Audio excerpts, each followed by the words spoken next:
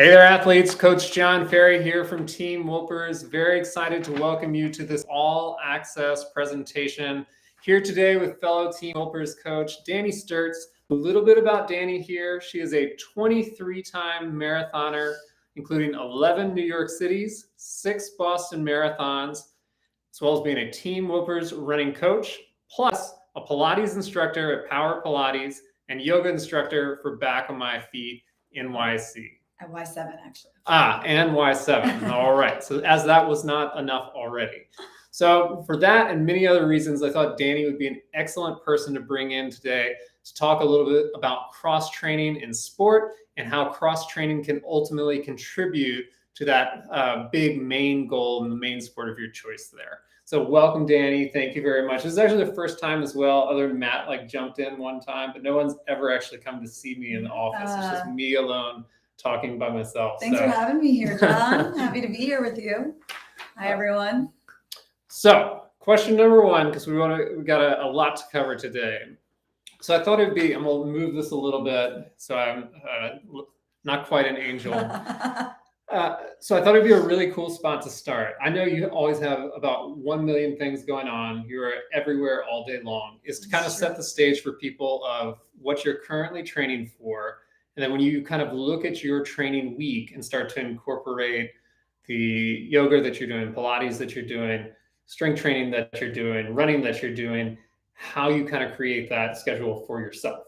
Yeah. John's right. I'm always running everywhere, figuratively, literally, moving around. So one thing I will say is I have a coach too. Coaches have coaches. I think that's a really important thing to say. So he does help me to set my schedule, but typically when I'm thinking about my week, I'm thinking about 6 runs and 1 rest day, and then the cross training kind of fits in. So for me, I do yoga at least 2 to 3 times a week. I try to strength train twice a week. My strength coach Lena would tell you I'm lucky if I get once a week, and I work out with her every other week. So I try to do the weeks that I'm not with her, my own strength training. And then Pilates also about 2 times a week, I would say. Okay, so that's a crowded week. If it's a crowded week. 6 runs plus another 3 to 5 sessions. So we're talking 10 to 11 sessions for the scope of one training week, which, it's a crowded week, but it's not an uncommon week, actually. Yes, and you asked, sorry, what I was training for. I'm currently training for Chicago Marathon and New York City Marathon. I'll be at both of those events as well. So I think we're gonna have a big Team Whoopers crew in both areas. So when you sit down and look at your training week and you're thinking about 10, we'll call it 10 to 12 sessions overall, how are you sculpting that out for yourself in terms of, let's talk about, let's break it down, make it a little bit more, and with yoga and Pilates in particular. Are you pairing them with your key run days, with secondary run days, long run days? Yeah, so one thing that's really great about Pilates, and we'll get into it later, is that it's really low impact. So it's totally fine to do a Pilates session on the same day as you're doing either an easy run or a hard run. It's going to work your core and you're going to feel your muscles, but it's not, well, I should say, depending on the type of Pilates you're doing, if you're doing one of the crazy megaformer machines, that might leave you a little bit sore. If I was going to do something like that, honestly, I'd probably do my hard workout in the morning and then Pilates at night, because I like to say hard days hard, easy days easy. So that's something that some of you might have heard me say before. And so I think that if you're doing something like that, then you would want that to be your secondary workout on a hard day. But if you're doing a typical Pilates mat class, you're going to get a great core workout, but it's not something that's going to leave you feeling super sore and crazy. So you could do it the night before a hard workout, and it wouldn't be such a problem. And I think I try to schedule the shorter. It doesn't mean I'm doing hours of all these things. I just want to be clear about that too. I might be lucky to fit in 30 minutes of Pilates on a Monday. I also teach it. So some of my classes, I don't do it with my students, but some I do. So for example, Mondays in the middle of the day, I'm teaching a 50-minute Pilates class. That's my Pilates for the day. Yoga, it's also, again, depending on the kind of yoga. There's restorative yoga specifically for runners, but I tend to do hot power vinyasa yoga, which is a hard workout. It gets your heart rate going. And so same thing, typically think about doing it either like in the evening of a hard workout day, or like the day after as more of a, it's not exactly a recovery. It can recover your body a little bit, but it is also pushing. Yeah. So I guess that's the way that I kind of think about it. I plan my key runs first. Like my running is always my priority. And then I think about like which days could I like would work best, that I'm not going to like tire myself out like before the like hard workout or the long run or that kind of thing. For sure. I'm sure in this group here, and certainly private clients of mine have heard me talk about ABC priority workouts on a week-to-week basis, which going into the week, not every workout is prioritized the same. So if you're running is your priority, you're always going to put those as your A priority. If what cycling, etc. as your A priority, those are the ones you want to make sure to set up for the best. And then yes, you fill in the gaps with everything else as best as possible. Absolutely. And so then the final piece, so your strength training, I didn't say that. 1 to 2 weeks. So it sounds like, so you're not only working with your running coach, but also a strength coach. Yeah. Matt and I talk about it a lot. It's like, whenever available, it's like you do want that team of people that helps you and works with you. And I've kind of over the past had very similar things. It's definitely on the strength component because it's an area that I'd like someone to push me a little bit harder than I would naturally.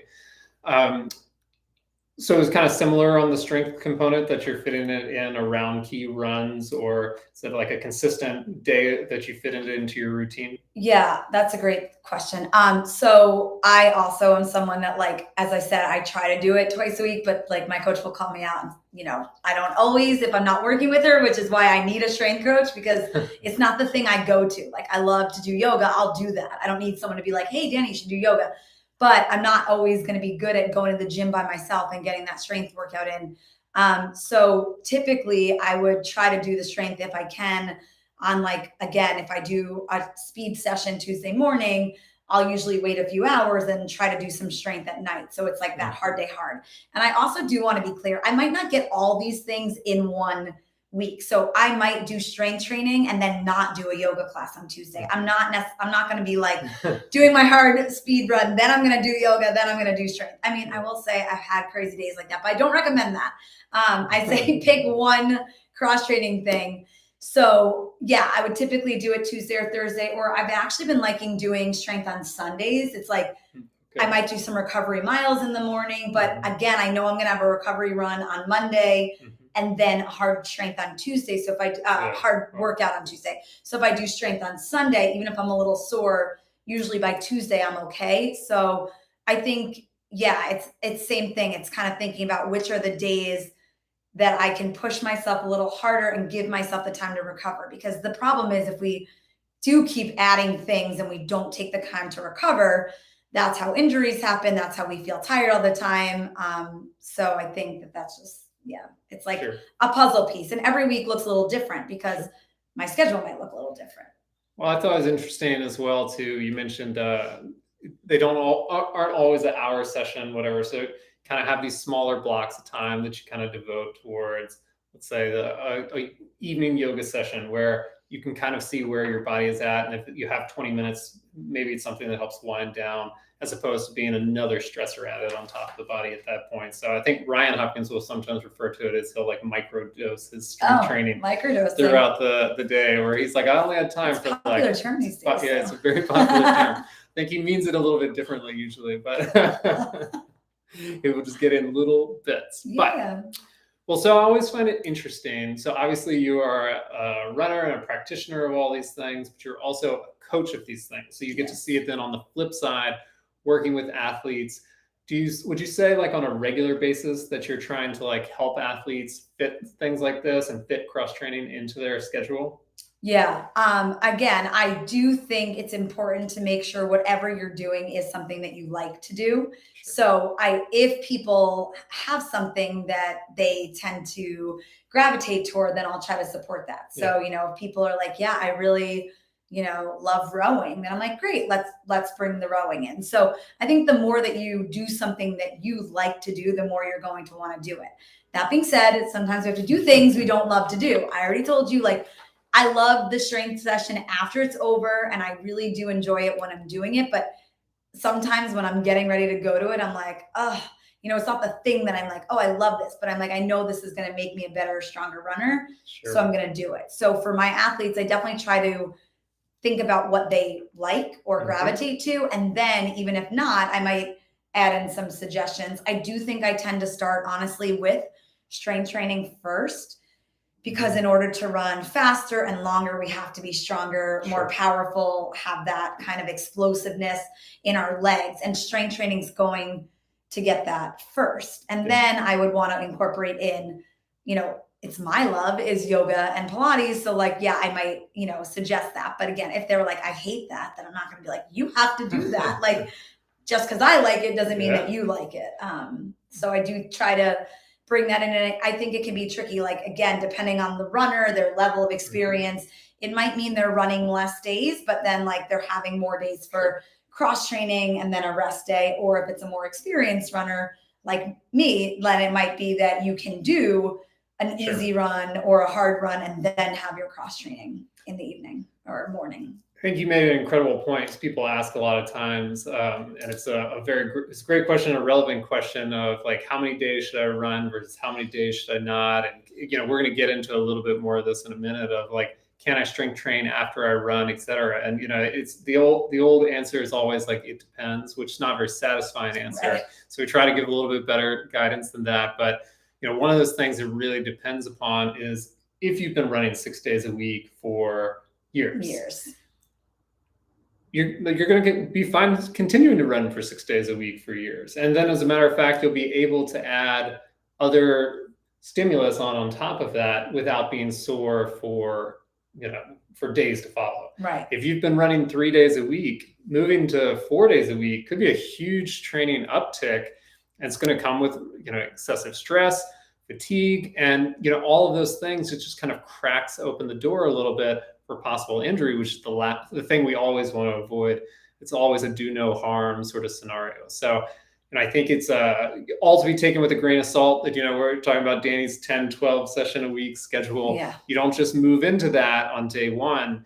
That's something that's been accumulated over a long period of time. So, you know, if I were an athlete running 3 days a week, I was looking to add things, which actually going to be a good transition here, you know, add things to the week. I wouldn't say like, well, I'm going to go from being active 3 days a week to being active 6 days a week. And I'm going to add, you know, 3 hard sessions on every day.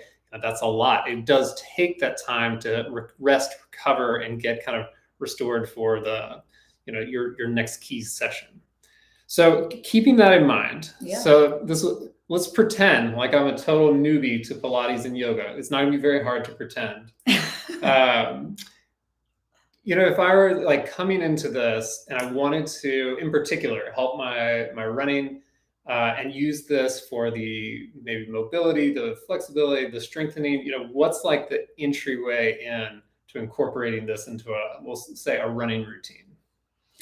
Yeah. So, I mean, exactly what you just said. I mean, both yoga and Pilates improve mobility, flexibility, strengthening, core, all those things that support your whole body and make you a stronger runner. So it's definitely going to add value to anyone to do yoga or Pilates. But if you're speaking about like Pilates specifically, I think honestly they have a lot of like beginner Pilates classes. Like I think that's one option is you could go in person to a studio, you can go virtually, specifically looking for a beginner class, saying, I've never really done this before. I do think it's not that you can't do it yourself. Of course you can. But for me, I just think having an instructor that can watch you, correct your form, especially when you're new, because otherwise what ends up happening, and I've been guilty of this myself, doing something new, you like think you're doing it right. And then you might actually not be in the right pose, which might actually kind of do the opposite of what you want it to do, where you can end up with like, you know, you tweak your back or you do a weird little, have a like weird little nagging thing. So I do think getting in, or, you know, you could do a private with someone, but I don't think you have to do that. Like, I think, you know, again, I can't speak specifically for everyone, but I know for myself, I've been teaching Pilates since 2009. It's a long time.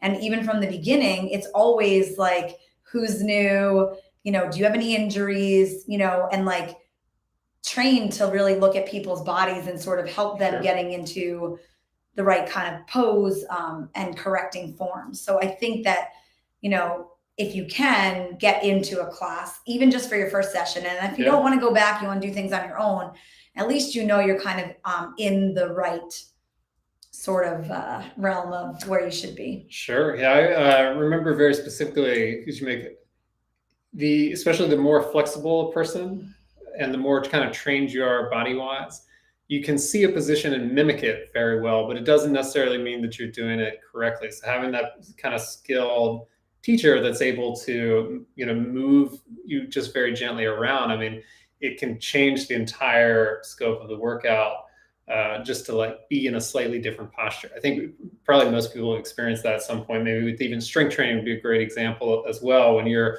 going through a workout and someone's like, no, like back down 1 inch, and you're like, oh my goodness, this is a much harder workout. No, it takes those minor tweaks. So, that's great. And then any kind of at-home options, I always try to keep in mind, like, we are so super fortunate in New York City because you can find a group yoga class within about like any 2-block perimeter. Yeah. A little bit harder sometimes out, like, off the Northeast. So any good like at-home resources? Yeah. So, I mean, I will just give a plug. Power Pilates, where I teach, there are virtual classes. Actually, it's hybrid now. So like you can zoom into a class where they're teaching people in person and they'll teach you at home, but they'll still be able to see you. So I can still give form cues. I know it's not the same as when you're in person. I would also just say there are some other like Pilates on demand or certain other virtual programs that I think are not even like that expensive, that you can have like a membership for a month, or there might be a free trial. I always think like a free trial is a good way to go. I mean, free trial. Peloton has Pilates classes on there, I think, too. Yeah. So it's like there's just so many options. But I would also just say, honestly, like even just at home, like, I mean, it's hard to just kind of explain it without showing you guys. Maybe that's a follow-up one day. We'll do it. But there's a couple of exercises like you could just do at home. The hundreds is one of them, which is like, feels kind of like a crunch. Terrible. Your legs are either bent or long and your arms are about 1 inch or 2 off the floor. Your chin is tucked to your chest and you're pumping your arms and your legs are out. So it's like engaging your core, lengthening your legs, doing like roll-ups, you can go halfway back and then back up, or going all the way down and rolling all the way up. Glute bridges, swimming on your belly. There's a bunch of different just like exercises that might even be things you already even know, and just kind of putting it together. Like you could do like 5 minutes or a 10-minute routine, like every day. You could do this every day or once a week, whatever. Sure. Like we said, getting into it, I'm going to do even just those 4 exercises I just said, and I'm going to do a circuit, and I'm going to do them in a row. And that could be something that, you could just do at home. Sure. Again, if you don't know how you're doing it, just Google. They will talk you through how to do it, by the way. I mean, even just written description. But I love it. Yes, definitely a follow-up to do. We'll it's on the old to-do list to get some demos out there for people. So let's kind of pivot a little bit. Yeah. And we'll take some questions from like the group overall. So first question here, and this actually I think it's a great segue, and it's going to like piggyback on something you were talking about, which was, I love running, run 6 days a week. I will incorporate strength training for maybe 2 weeks and get bored. Biking maybe once a month. Any advice on how to have more fun with cross training?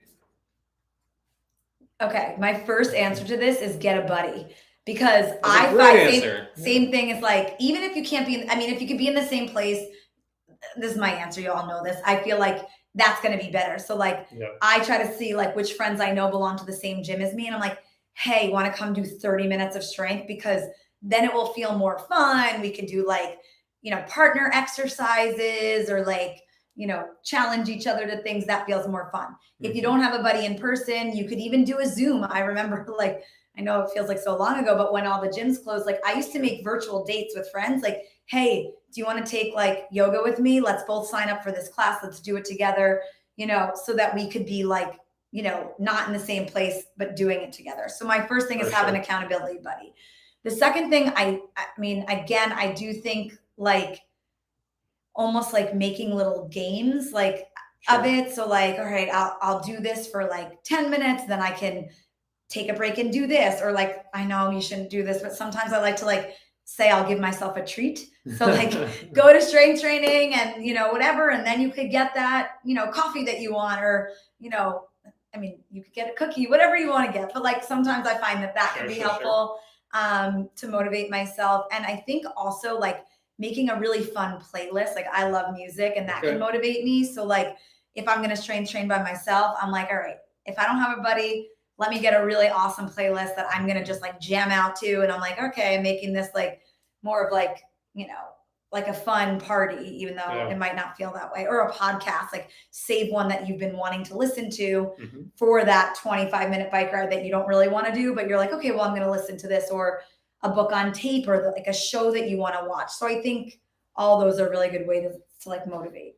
For sure. I love accountability buddy would be like my number one way. Absolutely more fun. Two, you know, especially when it comes to things that you don't love doing per se, like the strength training, the likelihood of me doing strength training in my own house is 0%.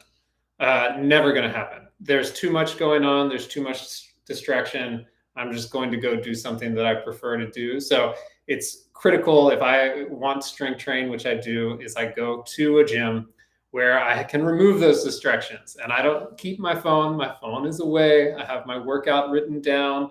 Love if I can have an account like a buddy there. That makes the whole thing very, very enjoyable. But eliminate those distractions. And then I think what Dani said earlier, which is do things you like. So there, you know, I think a big reason that I wanted to, you know, chat with Dani today and have Dani be able to present some of her knowledge to you is, you know, I think we get stuck in this, stuck in these ruts where it's like, well, you know, I'm a runner and, you know, 6 days a week, I love running. That's a great start. But me too. So is Dani. Yep. We're all in the same boat here. Strength training sounds like none of us, that is our favorite cup of tea. So guess what? Dani doesn't necessarily have to strength train 2-3 times a week if she's also doing yoga and Pilates. So that sort of takes that a little bit of that load off. People who are great swimmers, you know, that's a great full body workout. You mentioned rowing earlier, another great full body workout. So find the things that you do like doing. I love runners that hike, because hiking has incredible posterior chain activation. So you get the benefits of being outdoors, being in sunshine, getting that posterior chain activation. So don't think it always has to be strength training in a gym. I love rock climbing as well. Rock climbing is awesome. That's incredible strength training, not very symmetrical. That's sort of the nice thing about going in a gym or a Pilates studio or yoga studio. It tends to be pretty symmetrical, but there are a lot of different ways. And then once again, not to mention tennis, pickleball, volleyball. These are all cross-training activities that can ultimately aid to your single sport.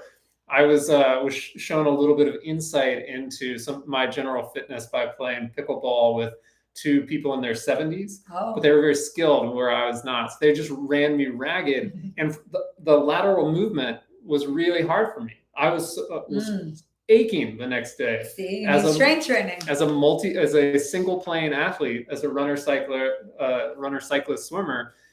Moving left and right was not my cup of tea. So just don't get stuck in the rut. There's a lot of different opportunities to cross train, to hopefully have fun with it. So like follow the things in which you are interested in, which Dani mentioned. 2 more things just made me think of something. I think one thing also, and some days I feel this way about running too, by the way, you just have to start. So I think one other thing I was just going to say is like, it could feel really daunting to feel like I have to do this for an hour. Don't say that.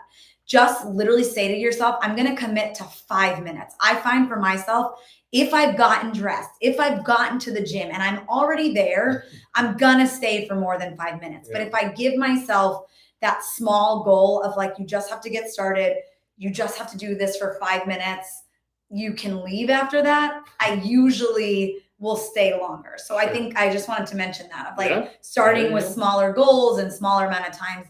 And the other thing is also like adding on to like what John said, like finding a class, because like there are so many, again, if you can go to a studio, but there are classes that incorporate, you know, strength training and things in there that can feel fun as well. So I do think what you said too, the number one thing is just finding something you like, and like that will motivate you to do it more.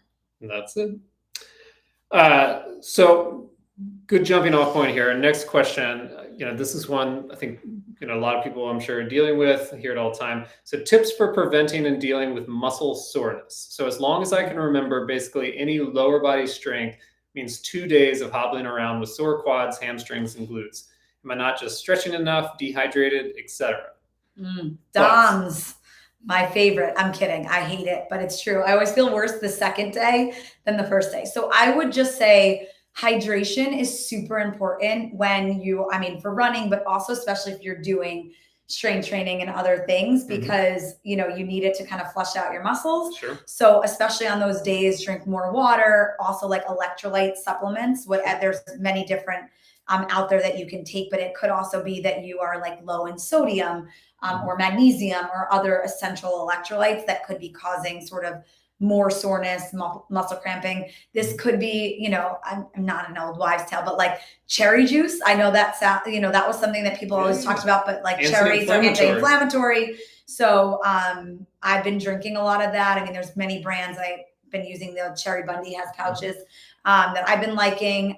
So I think like drinking that later on. I think also it's important to think about how are you recovering right after your strength training. So within the 40 minutes afterwards, same thing with a long run, are you getting carbs to protein? So 4-to-1 ratio to make sure that you're getting, carbs back into your body, protein more into your body, glycogen back into your body, all the things that your body's going to need to recover better. So if like you do the workout and then, you go and do your day and like it's been 3 hours, you haven't sat down, you haven't eaten, you're not drinking water, all those things are going to affect how you feel. So definitely like the refueling, getting off of your feet, doing some stretching, lots of water and electrolytes if you can. Also like Epsom salt baths can help. Sure. Yeah. If you have a foam roller, if you don't have a foam roller, you could use a tennis ball or a lacrosse ball and like areas that feel tighter.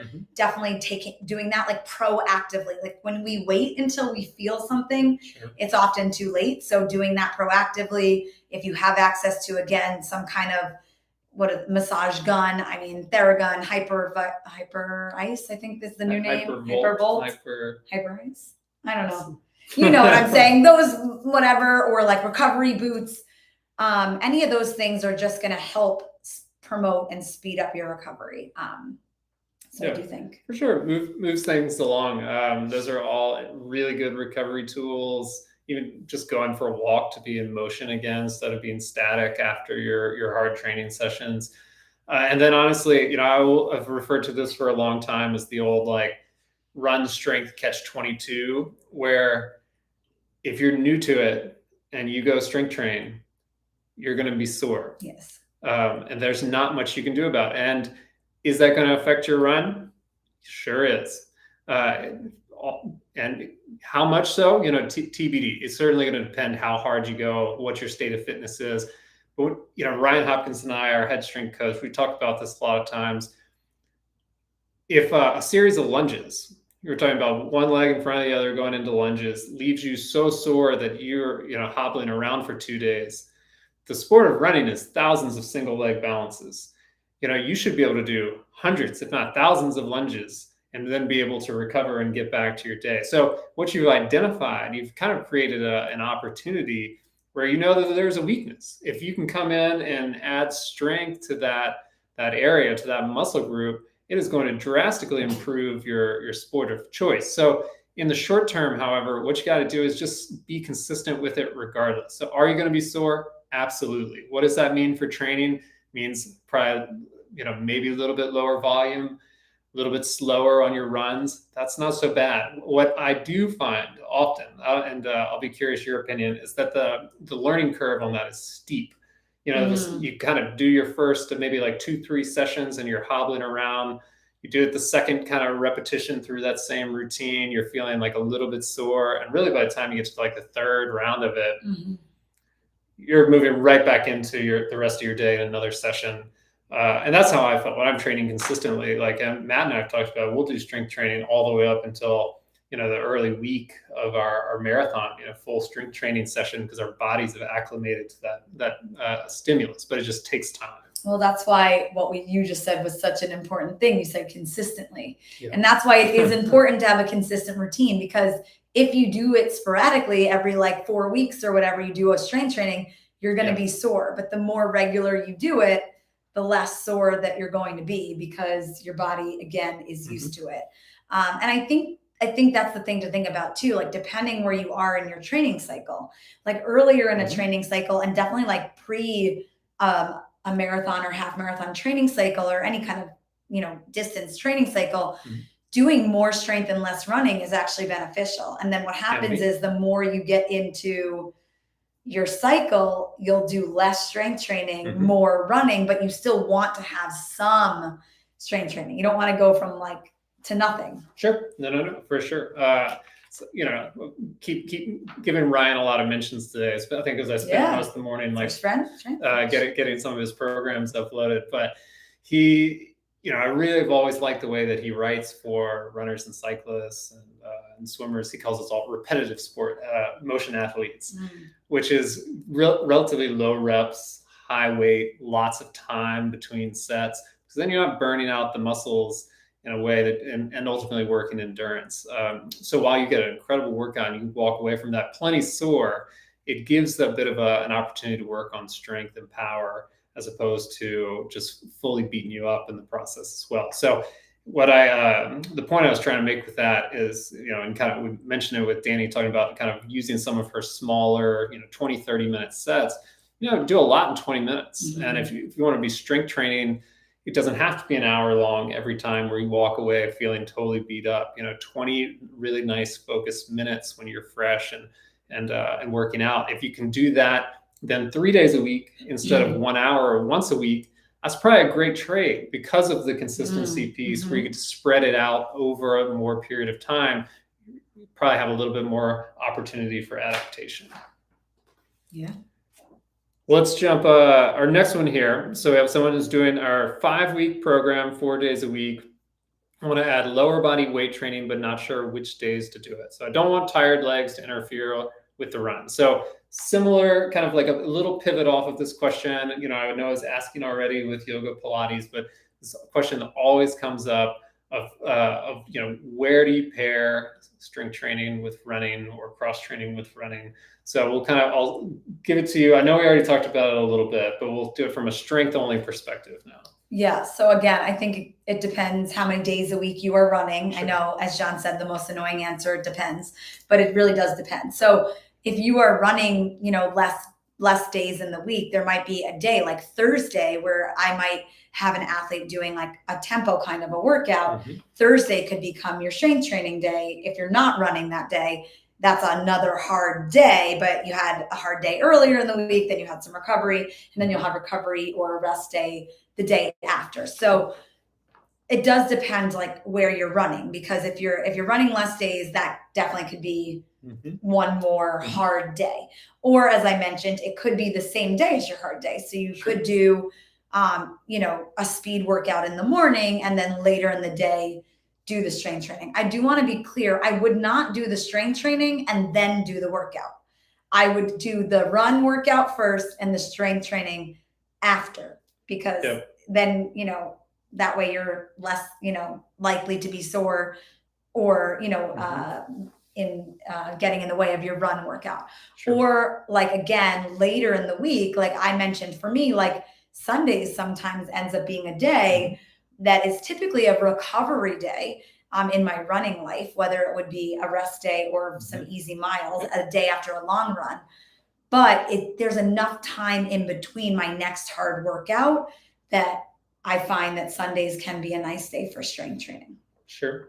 I think you're kind of hitting on it. We also said the kind of the easiest way, a couple of rules of thumbs. It's like if you can do it on your non-running days. So if you have off days, if you're running 3 times, it could be every other day and still take 1 day off in the week if you're training 3 times. Kind of rule of thumb too, as kind of Dani was saying, pair it with your non-key workouts. So, either after your key run, like much later in the day, not immediately following, but much later in the day, or on a day like it sounds like your Sunday easy miles where it's not particularly taxing aerobic workout, and then you can kind of take a little bit of a rest, come back in the afternoon, do some pretty key focused strength. The only little like oddball I'll throw in there, and I think you mentioned with DOMs the question about aching for 2 days, is I certainly have worked with athletes that I know their fatigue from a strength training workout does come 2 days later. So we might set their week up a little bit different, where we have their strength training, a key workout, a key running day, Mhm. their key strength training day, and then a light day to follow, knowing that that fatigue from the strength training as well as the workout is going to need that kind of down day there as well. So it is a little experimentation. There's no one size fits all. You have to practice. You have to know your body, know how to adapt, based upon that as well. So just be thoughtful when making your schedule. Absolutely. All right. So it was kind of ties in as well, but when incorporating cross training into a running program, this will change it a little bit actually. Okay. So should the cross training always be easy aerobic, or is it also okay to include some spiciness in there? Well, again, I think it depends on your goals. Sure. Because I'm always going to say you got to prioritize your goals. So if you include the spiciness, then that might mean you have to take away another run workout. So it just depends what you're training for, and again, how your body is. So I would say it should never trump your key running workouts. But if right now maybe you only have one key running workout, I think it's okay if later in the week, at least 2 days after your other hard key session, you want to add a little bit of spiciness. Like maybe you want to go to a boot camp class or something that might feel a little spicy. I do think that's okay. Again, as long as it's like not taking away from your key workouts and like later in the week. So it really just depends on your goals and what you're training for. Yep, couldn't agree more. I think plenty of people probably heard me say plenty of times in multi-sport training, there's still only really like 3 key workouts of the week. And when you introduce new modalities, you're just redistributing the load, but it doesn't mean you add more intensity. It just means that you move the intensity from one spot to another. So there are some great ways to incorporate this, actually. I find so not everybody can run 3 key run workouts a week. So for a lot of athletes, actually, it's too much. They would be behooved by pulling off of that like kind of second key, doing what I would call just a 2 key run, which is probably like 1 structured workout during the week plus 1 long run. Great. In which case, it certainly opens up the opportunity, if you're up for it, to include, let's say, like some hard cycling or you mentioned boot camp style classes. If you want to like do VO2 max interval, something tends to still be running. We'll call it bike boot camp classes. Yeah. But in which case, you certainly can provide a little like spiciness in there as kind of your secondary workout. But as Dani was saying, if you already have 3 key runs, if running is your priority, especially as we're moving into big endurance seasons right now, where runs are starting to get more intense, they're starting to get a little bit longer. You want to keep that kind of cross training, supplemental training pretty low key in order to focus on your main workouts. Agreed. Yeah. I think that's it. We did it. Well, we'll let everybody get back to their afternoon. Thanks so much for tuning in on this all access presentation. Thank you again to Dani for joining me today. I'm sure you all enjoyed everything she had to say. I know I certainly did. So you all have a wonderful week, and we'll see you here again soon. Yeah, thanks for having me, John. Bye.